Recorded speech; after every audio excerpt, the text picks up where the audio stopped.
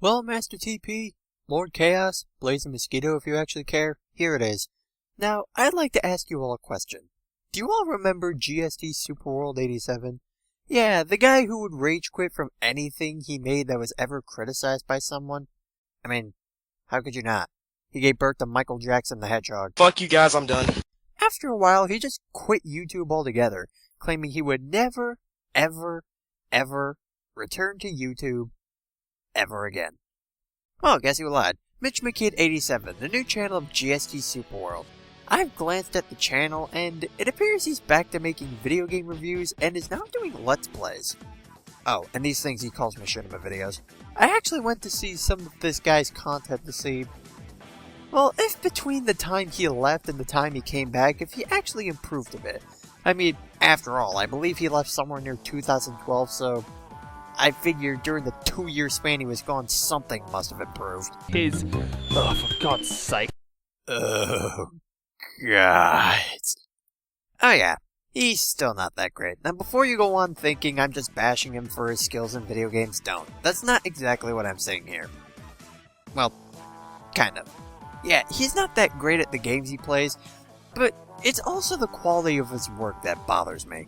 First of all, his Let's Plays are all post-commentary, so he already has the footage prepared before even getting to the commentary for the game. Yet, when it comes to editing anything that needs to be edited, he doesn't do anything. His voice recordings? Well, the skill point requires you to have the usage of a sand mouse, which is the usage of the Sonic Summoner, which we'll get in part 13, I predict it. Part 12, I think it is. No, it isn't. It's part 13. I'm sorry about that. I just can't make my mind up. No edits. Errors in recording? So, don't mind the lag. I think it might be a problem with the recording equipment. Or maybe it might be something to do with my, It might be something to do with the, recording equipment. No edits. Just this. No edits. This was GST's problem when it came to his videos when he first started making them. He always did everything in one take, and a lot of the times, if not all the time, it really killed his work, and the guy has no excuse either. Like I said, it's all post-commentary. I understand if he was doing it live while he was playing the game, but the thing is, this is footage already recorded.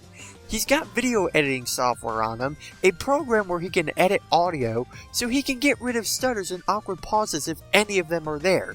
He doesn't do any of the sort. Oh, and do I even need to say anything about this? Welcome back to the Ratchet & Clank Let's Play, ladies and gentlemen. Now, the reason why I'm going to be quiet in the next couple of parts is because I have to keep my voice as quiet as possible because not only is my mum sleeping, but it's also the neighbours who are also sleeping as well. I don't want to disturb them and make them angry. GST, here's an idea. How about recording at a more convenient time? It's all post-commentary, GST. You have no excuse. On top of that, his commentary is just, well, boring. All he talks about is exactly what's happening on screen, and it gets to the point where we just have to say, okay, we know what's happening on screen. You want to talk about something else? I mean, yes, it's good to know that you can describe what's going on the screen for your audience, but do you really need to tell us you're smashing a box? I mean, tell us some interesting trivia about the game. Tell us some fond memories you had when playing the game before. That would be interesting for us to hear other than you just pointing out the blatant obvious.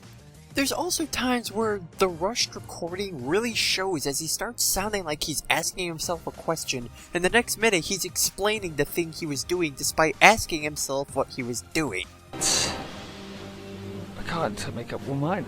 It's because I'm always waiting for those bolts to come up. Fuck, just putting it like that made me feel awkward. This all just continues to show the guy is horrible at doing improv for commentary. Or he really never saw his footage enough time to prepare himself for what he wants to say for the footage. And that's present in every single Let's Play he does. It makes sense if it was his first one since he's just starting out and improved over time, but it's the same constant problem during every single Let's Play he does. It really makes your commentary in your Let's Play not flow, jump all over the place, hard to keep track of, and it urges me to click the big X button near the corner of my screen just to get away from the awkwardness of it all. Another thing I have to bring up is, well, this. Oh, for God's sake. Okay, let me explain. By no means am I saying you're wrong at failing at a video game, but when you make a fail in your footage, say it's your fault, and immediately follow it by complaining about the controls, it really doesn't help your case. Alright, so let's go. Oh, that was my fault.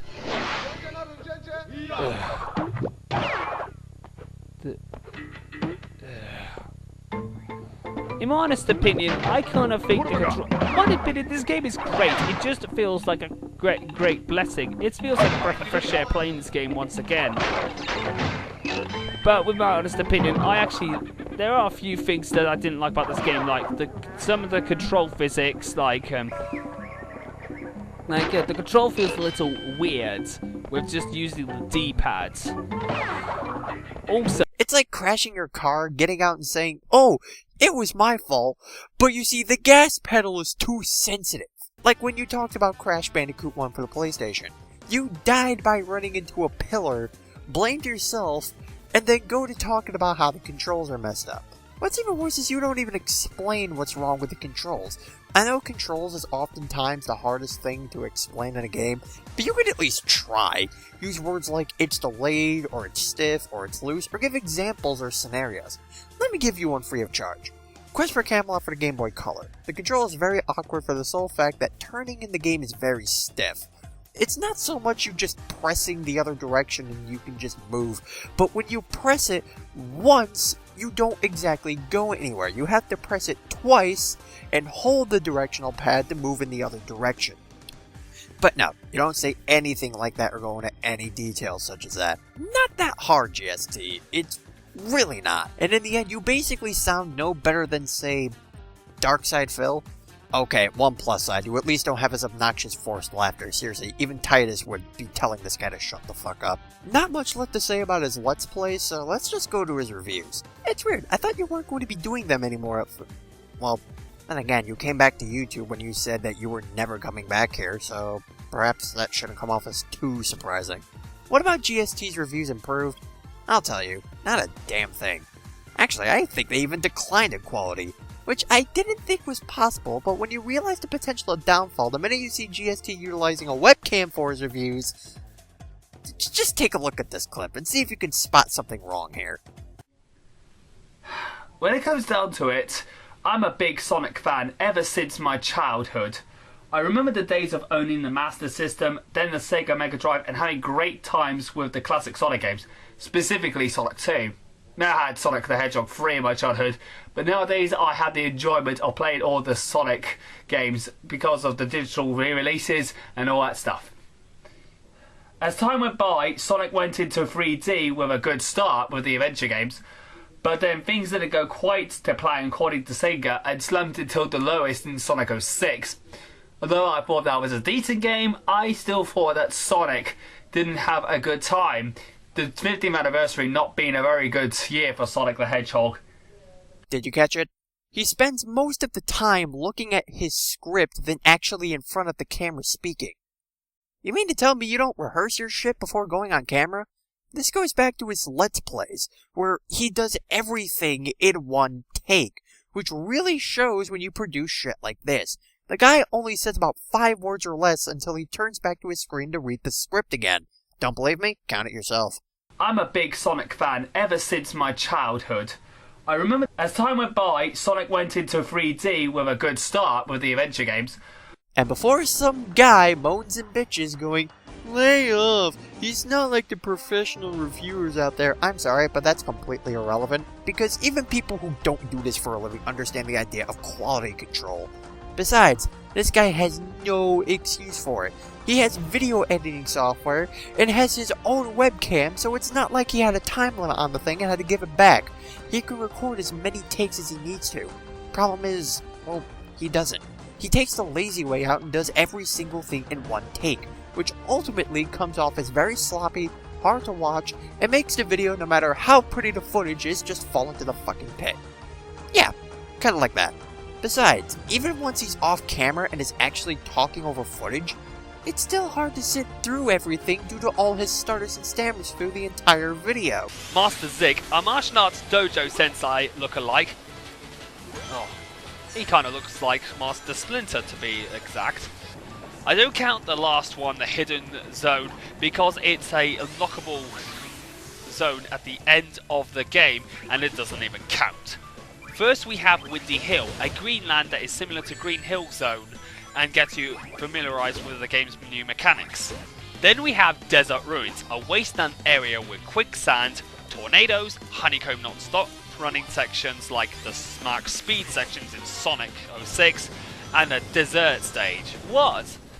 The game is also known to be largely rushed throughout development, and as a result, the game suffers from a ton of glitches and gameplay breaking bugs that can be annoying at the worst of times, and it can contribute to the already unbalanced and frustrating nature of this game. So what, you couldn't just edit all that out? Now, for Let's Plays, I can somewhat understand not being able to edit out certain things because one slip up and you might have to end up recording the part all over again. And again, if it's really that bad, then you might as well start over anyway. But this is a review. You're not pressed for time. You don't set due dates for your reviews. You have plenty of time to listen to recordings you just took and see if it's good for the final cut. Hell, this is my second take doing this recording. None of that is present in these reviews, which becomes very distracting, especially when you take into account the different amount of footage being spliced and placed into the video. So what, you're telling me you could put in the effort to put the appropriate clips in the appropriate segments of the video, but you couldn't muster the effort to edit out all the stutters in your recordings? It's incredibly inconsistent. Before you go, well, that would take more time. Well, guess what, GST? That's video making for you. The final masterpiece to a video doesn't just come alive at the snap of a finger. It takes time, patience, and effort to make a watchable video. You don't have a schedule to work by, you're not a partner, you're not being rushed by anyone, so you have no excuse for this. On top of that, some of the things you say in your reviews are, well, very hypocritical. Look at your Aliens Colonial Marines review. When you talk about the visuals, you compliment them saying they fit in the survival horror genre. But then you proceed to bitching about how the graphics are too dark, very close in, and have poor lighting. Correct me if I'm wrong, but isn't that a fundamental in almost every survival horror game? So you're going to compliment how the game fits in the survival horror genre, and then bitch about how the game fits in the survival horror genre. I don't get it. It's also funny how you rag on this game for being rushed, and yet defend games like Sonic 06 and say things like, and you people want to give Duke Nukem Forever a hard time for being rushed, even though Duke Nukem Forever had 12 years in the making. It's amazing how, when it comes to a game like Sonic 06, it's rushed is an excuse to defend it, yet when it comes to something like this, it's rushed is an excuse to bash it. Also, you're acting. At best. Okay, so it's now time to see why I think this game really left a load of excited gamers disappointed. But trust me, those guys aren't compared to the likes of the arsehole whacker cooperating PMCs.